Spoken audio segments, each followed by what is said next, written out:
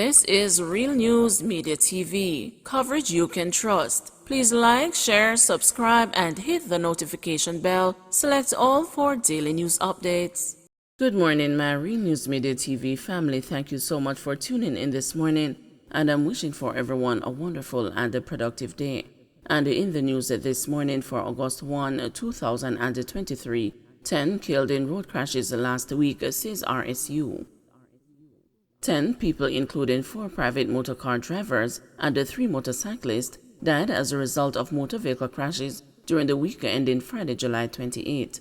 The Road Safety Unit released the figures on Friday as part of its regular update on road crashes.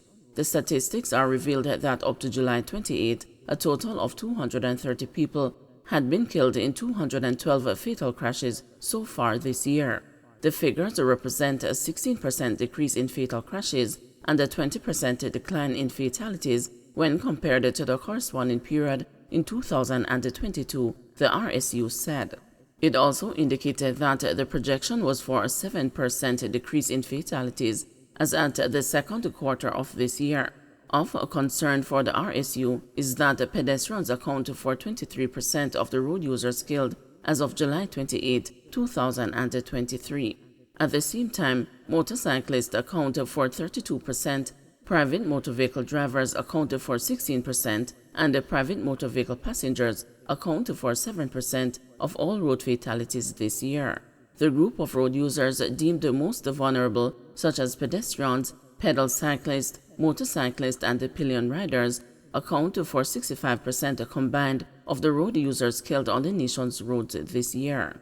Meanwhile, males and females account for 90% and 10% respectively of the road fatalities as of July 28, 2023. Cop accused of grabbing woman's private parts offered bail. A police constable who is accused of grabbing a woman's private parts while on duty at a police station last year was offered $200,000 bail on Friday. The lawman, Rashford James, who is attached to the Discovery Bay police station, was offered bail on indecent assault charge in the St. Anne Parish Court following a bail application by his attorney at law, John Jacobs. The alleged victim is a civilian worker at the station. Allegations are that on August 29, 2022, the complainant was carrying out her duties when the constable locked her in a room and assaulted her. The woman reportedly managed to free herself and escaped after wrestling with the policeman.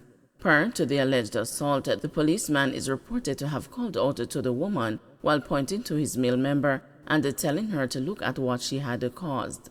The woman reportedly reported the incident to a woman corporal who was on duty, as well as a woman sergeant. The incident was also reported to the Center for Investigations of Sexual Offenses and Child Abuse.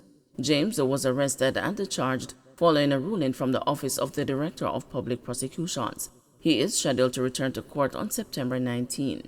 James is also being represented by attorney at law Courtney Rowe. Attorney vows to appeal court decision affirming DPP's tenure extension. Attorney Hugh Wildman says he will be marching to the Court of Appeal in coming days after his constitutional claim that the Director of Public Prosecutions' 2020 tenure extension was unlawful was denied yesterday morning.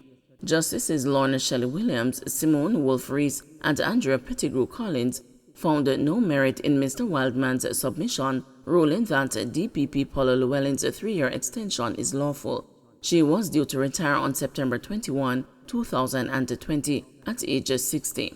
Double murder convict Mervyn Cameron, who filed a suit in February challenging the legality of the DPP's extension, contended that she has been acting in the post illegally for the last 3 years. Mr. Wildman also contended that the letter she wrote and sent to the chairman of the Public Service Commission in January 2020 should have been sent to the Prime Minister and the Governor General. The attorney said there are grounds for an appeal. The court acted on evidence that does not exist, and the court got the date wrong when the Gazette took effect. The court failed to look at the relevant sections of the law, so it's a very bad decision which must be appealed, he contended. Justice Lorna Shelley Williams, in handing down her ruling in the Supreme Court on Monday morning, stated that whether the extension took effect on or after the DPP's 60th birthday is of no moment. But the judge found that the agreement to extend the tenure of the DPP had been concluded before the DPP attained the age of 60. That agreement was evidenced by the Extraordinary Gazette of the 26th of August 2020, she said. PNP Women's Movement condemns Buchanan's comments about DPP. The People's National Party Women's Movement has said it strongly condemns the unacceptable public remarks made about the Director of Public Prosecutions, Paula Llewellyn, by attorney Isaac Buchanan, chairman of the party's Human Rights Commission. It said such a behavior against a female leader in the country goes against the principles and the values that the party upholds. The PNP has accepted the resignation of Mr. Buchanan as the chairman of the commission following the controversial comments about the DPP he made on a YouTube program last week. In a letter to PNP President Mark Golding, Mr. Buchanan said he believes his resignation is in the party's best interest, as the remarks in question do not reflect the values of the organization. PNP Women's Movement President Patricia Duncan Sutherland commended the party leader over the swift acceptance of Mr. Buchanan's resignation. Mrs. Duncan Sutherland also commended Mr. Golding on the swift action taken by the leaders of the party, distancing themselves from the offensive comments, adding that it sends a clear message that such inappropriate utterances will not be tolerated within the PNP. The Jamaica Labour Party Women's Caucus, led by Olivia Grange, had earlier called for the PNP president to act immediately in removing Mr. Buchanan from the role following what is called his vile comments directed towards the DPP. Ms. Grange said Mr. Buchanan, under the guise of quoting his client Vybz Kartel, used misogynistic, crude, nasty, sexist, low and disgraceful language in reference to Ms. Llewellyn. The conversation on the online program surrounded the controversy brought on by the approach taken by the government to amend the age of retirement of the DPP. Sava Mayor puts off vacation, Deputy Mayor standoff continues. Mayor of Savannah Lamar Bertel Moore did not go off on vacation on Monday as he had indicated he would when he left written instructions that ousted Deputy Mayor Delacree Delancey would be in charge.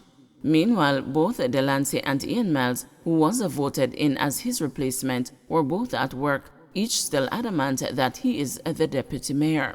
As he appeared in office shortly before noon, Miles told the news everything was going smoothly.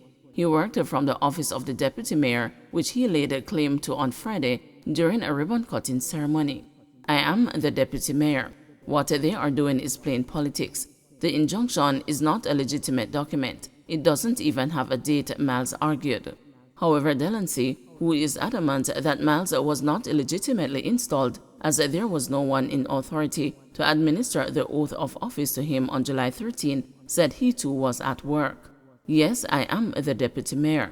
Has another person been sworn into that position? And was that person administered the oath of office? Delancey said in response to questions from the news. If a ceremony did take place, it could not have been legit. There was no one possessing that authority to administer the oath of office. Even if Miles were at work, Delancey told the news that would be of no matter to him, a person who avoids a confrontation as he goes about his routine duties of signing checks and documents. Asked specifically to say whether he had used the office Miles commanded on Friday, Delancey said, I was at the office taking care of some matters.